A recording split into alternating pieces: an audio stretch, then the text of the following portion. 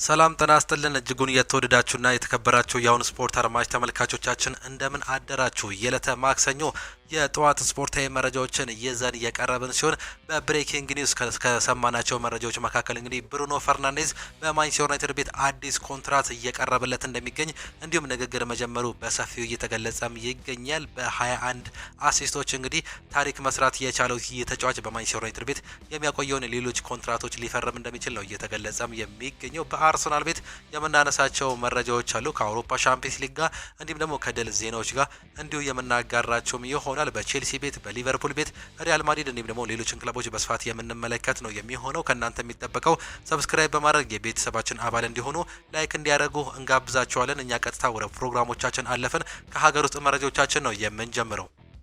ቀይ ቀበሮቹ የማበረታቻ ሽልማት ተደርጎላቸዋል።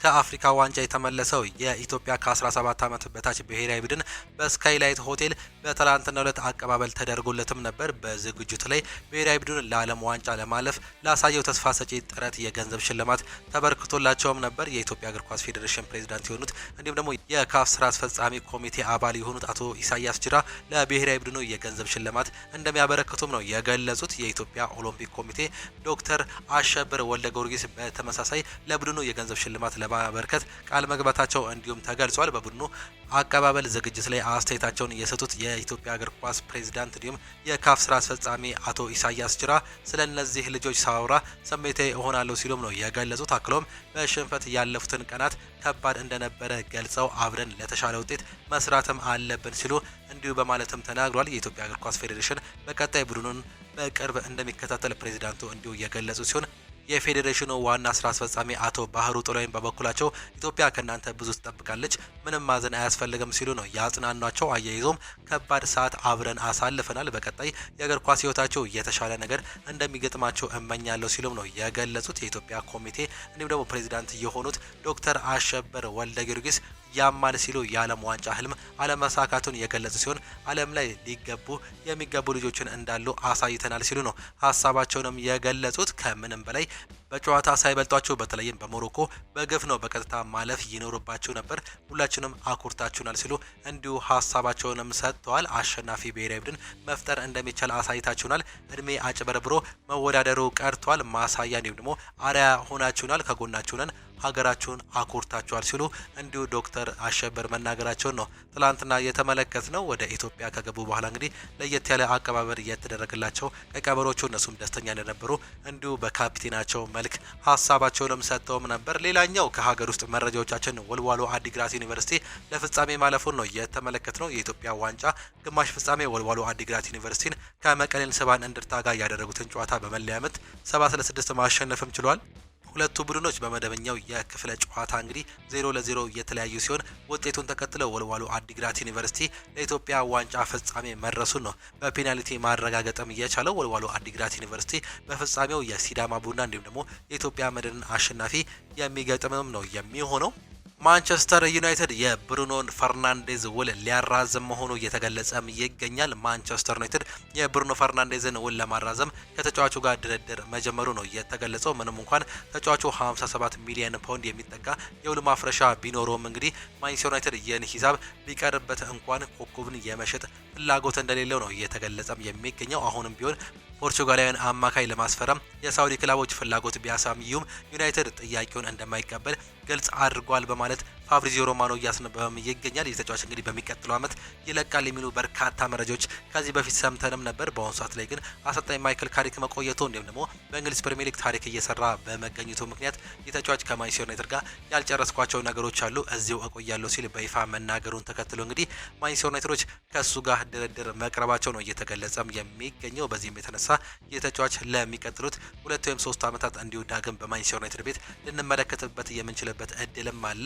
ተጫዋች እንግዲህ ያለፉትን 5 ዓመታት በማንቸስተር ዩናይትድ ቤት ምን እንደሰራ በርካቶቻችን እናውቃለን። በተለይም እንግዲህ በጥር የዝውውር መስኮት በ2021 ከመጣ በኋላ እንግዲህ በርካታ ነገሮችን እንዲሁ በክለቡ ብቻ ሲሆን በእንግሊዝ ፕሪሚየር ሊግን አስመልክቶናል። ከነዚህ መካከል ቻንስ ክሬቲቭ የተለየ እንደሆነ በርካቶቻችን እንመሰክርለታለን። ኳስ አከታታይነቱ ለተጫዋቾች እንዲ ፍሪደም መስጠቱ እንዲሁም ደግሞ ታጋይነቱ በርካቶቹ የሚወዱለት ዋነኛው ምክንያት እንደሆነም ይታወቃል። ማንቸስተር ዩናይትዶች ይህንን የ31 ዓመት ተጫዋች እንግዲህ አሁንም እንደማይሸጡት ነው መረጃዎች በስፋትም የሚያመላክቱት። ሌላኛው ብሩኖ በዚህ ዓመት ትልቅ ሬቲንግ ያገኘ ተጫዋች መሆኑ ነው የተገለጸው። በእንግሊዝ ፕሪሚየር ሊግ በየቦታው ከሚጫወቱ ተጫዋቾች ባገኙት ሬቲንግ መሰረት እንግዲህ ምርጥ 11 ያወጣ ሲሆን ፎቶሞብ እንዲሁም ደግሞ ሁስኮርድ ባወጡት መረጃ መሰረት የእነዚህን ዓመት ምርጥ 11 ይፋ አድርገዋል። በዚህም አማካኝ እንግዲህ ብሩኖ ፈርናንዴዝ ከፍተኛ ሬቲንግ በማስመዝገብ ተካቷል። በዚህ ብሩኖ በአማካይ በየጨዋታው ባስመዘገበው ሬቲንግ በአጠቃላይ 8.0 ከ10 በማግኘት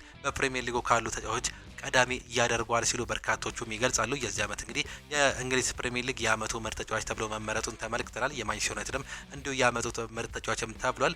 የጋዜጠኞች ጭምር እንዲሁ የዓመቱ ምርጥ ተጫዋች መባሉን የምናስታውሰው ጉዳይ ነው። አሁንም የተለያዩ ሽልማቶች እንደሚጠብቁት ነው መረጃዎች እያሳዩም የሚገኙት። ለኔ እሱ የውድድር ዘመኑ ምርጥ ተጫዋች ነው ሲልም ይናገራል። በወጣት ተጫዋቾችም ሆነ በእድሜ ጠና ባሉ ተጫዋቾች ላይ ያለው ተጽዕኖ በጣም ከፍተኛ ነው። የእሱ መነሳት፣ ግቦችን፣ አሲስቶችን በአጠቃላይ ስላጫወቱ ያለው ነገር ሁሉም አድናቂ ነው። ለኔ እሱ የውድድር ዘመኑ ምርጥ ሽልማትን ማሸነፍ ይገባዋል ሲል ዋይን ማርክ ሮኒ ስለ ብሩኖ ፈርናንዴዝ እንዲህም ሲል ተናግሯል። ሌላኛው ከማንቸስተር ዩናይትድ ጋር የምናነሳው መረጃ ባርሴሎና ማርከስ ራሽፎርድን ለማስፈረም ከማንቸስተር ዩናይትድ ጋር ስምምነት ላይ ለመድረስ በዚህ ሳምንት ንግግር ለመጀመር መዘጋጀቱ በርካቶቹ መረጃዎች ያሳያሉ። ማርከስ ራሽፎርድ ከክለቡ ጋር በግል ጥቅማ ጥቅሞች ላይ የተስማማ ሲሆን አሁን ላይ በሁለቱ ክለቦች መካከል የሚደረገውን የመጨረሻ ውሳኔ እየተጠባበቁም ይገኛሉ። የማንቸስተር ዩናይትድ አመራሮች ባርሴሎና ተጫዋቹን መውሰድ ከፈለገ የ30 ሚሊዮን ዩሮ የውል ማፍረሻ ወይም ደግሞ ሪሊስ ክሎዝ መክፈል እንዳለበት በድጋሚ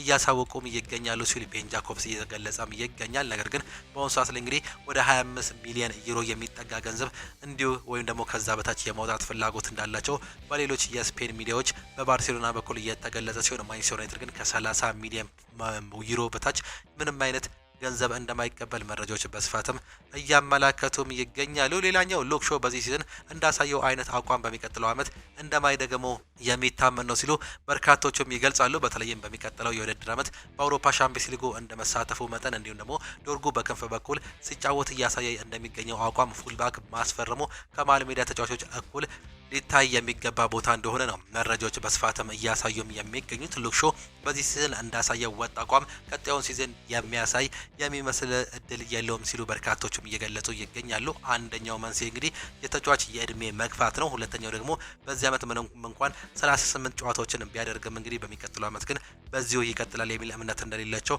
በርካቶቹም እንዲሁ በግልጽም እየገለጹም ይገኛሉ። ሌላኛው ዘ አትሌቲክስ ይዞት የወጣው መረጃ ዌስትሃም ማቲያስ ፈርናንዴዝ ከፍተኛ ፉክክር እንደሚኖር የሚጠበቅ ሲሆን ከ50 እስከ 60 ሚሊዮን ፓውንድ ይህ ተጫዋች ሊያወጣ የሚችልበት እድል እንዳለም በሰፊው እየተገለጸም ይገኛል። ምንም እንኳን በአሁኑ ሰዓት ላይ ዌስትሃም ቢወርዱም እንግዲህ የተጫዋች በርካታ ክለቦች እንደሚፈልጉት እየተገለጸ ሲሆን ከማንቸስተር ዩናይትድ፣ አርሰናል እንዲሁም ደግሞ ፓሪስ ሰን ጀርሜን የመሳሰሉ ክለቦች እሱን መፈለጉን ተከትሎ ፉክክር መብዛቱ ደግሞ ምናልባትም ለዌስትሃም ከፍተኛ ገንዘብ እንዲያገኝ መንስኤ ሊሆን እንደሚችል ነው መረጃዎች እያሳዩም የሚገኙት። ማንቸስተር ዩናይትድ ይህን ተጫዋች የግሉ እንደሚያደርግ አሁንም እያመነ እንደሚገኝ መረጃዎች በስፋትም እያመላከቱም ይገኛሉ። በስተመጨረሻ ማን የግሉ ያደርጓል እንግዲህ ሁሉም የሚጠብቁት መሆኑ ነው መረጃዎች በስፋትም እያመላከቱም የሚገኙት። ከማንቸስተር ዩናይትድ ጋር ሌላኛው የምናነሳው መረጃ ማይክል ካሪክ የአራቱ ውድድሮች ዘመቻ ከመጀመሩ በፊት የሜሰን ማውንት እንዲሁም ደግሞ የኑሴር ማዝሬ በተለያዩ ቦታዎች ላይ የመጫወት ተለዋዋጭነት ወይም ደግሞ ፖዚሽናል ፍሌክሲቢሊቲ ለስብስቡ ትልቅ ጥቅም እንዳለው እንደሚያምን ታውቋል። በዚህም ክረምት የመልቀቅ እድላቸው ጠባብ እንደሆነ ዘ አትሌቲክስም ያስነብባል። ምንም እንኳን ሜሰን ማውንት ወደ ማንቸስተር ዩናይትድ ከመጣ በኋላ ኮንሲስተንት የሆነ አቋም ባያሳይም በጉዳት ብዙ ቢቸገርም አሁንም ቢሆን በሜሰን ማውንት ስር እንዲሁ የማንቸስተር ዩናይትድ እድል እንዳለው ነው እየተገለጸም የሚገኘው። አሰልጣኝ ማይክል ካሪክ ይህን ተጫዋችም ይፈልጓል ሲሉም ተገልጿል። ሌላኛው በ15 ሚሊዮን ፓውንድ ወደ ማንቸስተር ዩናይትድ እየመጣው ኑሴር ማዝራዊ ነው። ምንም እንኳን በዚህ ዓመት እንግዲህ ኮንሲስተንት መሆን ባይችልም ባለፈው ዓመት ግን በአሰልጣኝ ሩበን አሞሪም ስር በርካታ ጨዋታዎችን ማድረግም ችሏል። ቨርሳታይል መሆኑ ደግሞ ለክለቡ እጅግ ትልቅ ጥቅምን ይሰጣል ተብሎ ይጠበቃል። በቀኝ የተከላካይ ስፍራ ቦታ ላይ፣ በአማካይ እንዲሁም ደግሞ በዲፌንሲቭ ሚድፊልደርነት ቦታ ላይ የተለያዩ ቦታዎች ላይ መጫወት የሚችለው የተጫዋች በሚቀጥለው ዓመት ለማንቸስተር ዩናይትድ ትልቅ ጥቅምን እንደሚሰጥ ነው መረጃዎችም እያሳዩም የሚገኙት። ዘ ቴሌግራፍ የሞሴስ ካይሴዶ ከብራይተን በ115 ሚሊዮን ፓውንድ የተከናወነው ዝውውር ኖቲንጋም ፎረስቶች የኤሊዮት አንደርሰን ዋጋ ሲተምን እንደ መነሻነት እየተጠቀመበት እንደሚገኝ መረጃዎች በስፋትም እያመላከቱም ይገኛሉ። ኖቲንጋም ፎረስቶች አሁንም ቢሆንም እንግዲህ ይህን ተጫዋች የግላቸው ማድረግም ይፈልጋሉ። ኤሊዮት አንደርሰን ከማንቸስተር ሲቲ ደግሞ ከማንቸስተር ዩናይትድ ጋር ስሙ በስፋትም እየተያዘም የሚገኝም ተጫዋች ነው። ማንቸስተር ዩናይትድ ከፍተኛ ማሻሻያ ያሳየ ክለብ መሆኑ ነው ይፋም የተደረገው። ከትላንትና በስቲያ በይፋ በተጠናቀቀው የ2025-26 የውድድር ዓመት የእንግሊዝ ፕሪሚየር ሊግ ማንቸስተር ዩናይትድ ከፍተኛ መሻሻል እያሳየ ክለብ ሆኖም አጠናቋል። አሰልጣኝ ሩበን አሞሪምን አሰናብቶ ማይክል ካሪክን ያመጣው ዩናይትድ በ71 ነጥብ 3ኛ ደረጃነትን ይዞ ማጠናቀቅም ችሏል። ባለፈው የውድድር ዓመት 15ኛ ደረጃነት ይዞ የጨረሰው ክለቡ በ29 ነጥብ ተሽሎም ነው የተገኘው። የዋንጫ ባለቤቱ አርሰናል ካለፈው ዓመት 11 ነጥብ አሻሽሎ መሰብሰቡ እየተገለጸ ሲሆን በአጠቃላይ በውድድር ዓመቱ ከተሳተፉ 20 ክለቦች 6 ብቻ ናቸው የተሻለ ነጥብን ያስመዘገቡት። 14ቱ ክለቦች ከባለፈው የውድድር ዓመት የወረደ ነጥብም ሰብስበዋል። ከነዚህም ውስጥ ሊቨርፑል በእጅጉ የወረደው ክለብም ሆኗል። ቀዩ በአሰልጣኝ አርነ ስሎት እየተመሩ የሊጉን ዋንጫ ካነሱበት የባለፈው ዓመት በ24 ነጥብ ያነሰ ነጥብ በማግኘት የውድድሩ ዓመታቸውን እንዲሁ ማገባዳቻቸው ነው የተገለጸው። ማንቸስተር ዩናይትድ ግን በ22 ነጥብ እንግዲህ ተሻሽሎ መገኘቱ ነው በ29 ነጥብ ተሻሽሎ መገኘቱ ነው እንዲሁ መረጃዎች በስፋትም እያመላከቱም የሚገኙት። ሌላኛው ብሩኖ ፈርናንዴዝ ሳይቀር አሰልጣኝ ሩበን አሞሪም በማንቸስተር ዩናይትድ የሰራውን ስራ ማድነቁ ነው የተገለጸው። አሰልጣኝ ሩበን አሞሪም የተጫዋቾች ግዢን በመፈጸም ረገድ በጣም ጥንቃቄ ያደርግ ነበር ሲልም ይገልጻል። ትኩረቱም ለክለቡ ለመታገል ዝግጁ በሆኑ በፕሪሚየር ሊጉ ብቃታቸውን ባስመሰከሩ እንዲሁም ደግሞ በዩናይትድ የሚፈለገውን ስነ ልቦና ወይም ሜንታሊቲ በተላበሱ ተጫዋቾች ላይ ብቻ ነበርም ሲልም ይገልጻል። በዚህም በተለየ መልኩ በሱ ስር የተደረጉ ዝውውሮች ትክክለኛና እንዲሁም ደግሞ ውጤታማም ነበሩም ሲልም ይገልጻል። የዩናይትድን አጨዋወት በተመለከተም ግልጽ ራዕይም ነበረው ሲልም ይገልጻል። አሁን ደግሞ በማይክል ካሪክ ምን አይነት ተጫዋቾችን እንደሚያስፈርም እንመለከታለን። ነገር ግን አስደሳች ይሆናል ሲል መግለጹን በስፋት የተመለከትነው መረጃም ነው። ከአርሰናል ጋር አንዳንድ መረጃዎችን ስናነሳ እንግዲህ አርሰናሎች በአሁኑ ሰዓት ላይ ከ22 ዓመት በኋላ ይህንን ዋንጫ ማንሳታቸው በተለይም የተለያዩ ትልልቅ ተጫዋቾችን ለማምጣት እንደሚጠቅማቸው ነው እየተገለጸም የሚገኘው። አሰልጣኝ ሚኬል አርቴታ የተለያዩ ተጫዋቾችን እየተመለከቱ እንደሚገኙ እየተገለጸ ሲሆን ስታይን ክሮንኬም እንዲሁ ሀሳባቸውንም ሰጥተውም ነበር። ትልቅ በጀትን በመመደብ ትላልቅ ተጫዋቾችን እናመጣለን፣ የተለያዩ ዋንጫዎችን ዳግም እናነሳለን ሲሉ መናገራቸውንም ሰምተም ነበር። ከዚህም በተነሳ እንግዲህ በአሁኑ ሰዓት ላይ ብራድኪ ባርኮላ ወይም ደግሞ አንቶኒ ጎርደንን በቀኝ መስመር የክንፍ አጥቂነት ቦታ ላይ እየተመለከቱ እንደሚገኙም ይገለጻል። እነዚህ ተጫዋቾች ምናልባትም በአርሰናል ራዳር ውስጥ ይገኛሉ። በተለይም የፓሪስ ሰን ዠርሜኑ ወጣቱ ብራድኪ ባርኮላ በአርሰናል ቤት ትልቅ እድል እንደሚያገኝ ነው እየተገለጸም የሚገኘው። በአሁኑ ዓመት እንግዲህ በአውሮፓ ሻምፒዮንስ ሊጉ እርስ በርስ የሚገናኙም ይሆናሉ። በዛ ቦታ ላይ እንዲሁ ሌላ የምልመላ ሂደት ሊካሄድበት እንደሚችል የተገለጸ ሲሆን ብራድኪ ባርኮላ በዚህ ዓመት በአውሮፓ ሻምፒዮንስ ሊጉ እንዲሁም ደግሞ በሊጋቸው ላይ የተለያዩ ተጫዋቾች ጨዋታዎች ላይ በቤንችነት ተቀምጧል። ይህም እንግዲህ እንዳስከፋው ነው መረጃዎችም እያሳዩም የሚገኙት። አሰልጣኝ ሚኬል አርቴታ ደግሞ ይህንን ቦታ ለማጠናከር ትክክለኛው እንዲሁም ደግሞ ወሳኙ ሰው ብለው እንደሚያምኑም ተገልጿል። አንቶኒ ጎርደንም ይህኛው ሌላኛው ተመራጭ መሆኑ እየተገለጸም ይገኛል። የጋብሪኤል ማርቲኔሊ ኮንሲስተንት አለመሆን እንዲሁም ደግሞ የሊያንድሮ ትሮዛርድ እድሜ መሄድን ተከትሎ እነዚህን ሁለቱን ተጫዋቾች የተመለከቱ ሲሆን በአጥቂ ቦታ ላይ ጋብሪኤል ጂሰስ ይለቃል ተብሎ መጠበቁን ተከትሎ ጁሊያን አልቫሬዝን እየተመለከቱት እንደሚገኙ ይገለጻል። ይህ ተጫዋች በአትሌቲኮ ማድሪድ ቤት እንደማይቀጥል እሙን መሆኑን ተከትሎ ባርሴሎናና እንዲሁም ደግሞ አርሰናል፣ ፓሪስ ሰን ዠርሜን የዚህ ተጫዋች ፈላጊ ሆነው ብቅ ማለታቸው እየተገለጸም ነው የሚገኘው። በሌላኛው መረጃ ጁሊያን ቲምበር ለአውሮፓ ሻምፒዮንስ ሊግ ፍጻሜ የመድረስ እድል እንዳለው በፍንጮች መልኩ እየወጡም ይገኛሉ። ጁሊያን ቲምበር እንግዲህ እንደ ቀልድ ተጎድቶ በርካታ ጨዋታዎች አመልጠውታል። በአሁኑ ሰዓት ላይ ምናልባትም በስተመጨረሻው ጨዋታ ላይ ጥሩ ጥቅምን ይሰጣል ተብሎ እንደሚጠበቅ እየተገለጸ ሲሆን የሱ መመለስ ምናልባትም በዛ ቦታ ላይ የክቪቻ ክቫራትስኬሊያን የማጥቃት እንዲሁ ለማቆም እጅግ ይጠቅማል ተብሎ ይጠበቃል። ክቪቻ ክቫራትስኬሊያ ከዚህ በፊት አንድ ጥያቄ ተጠይቆም ነበር። በእግር ኳስ ህይወት በመከላከል በዛ ቦታ ላይ እጅግ ያስቸገረ ተጫዋች ማን ነው ተብሎ ተጠይቆም ነበር።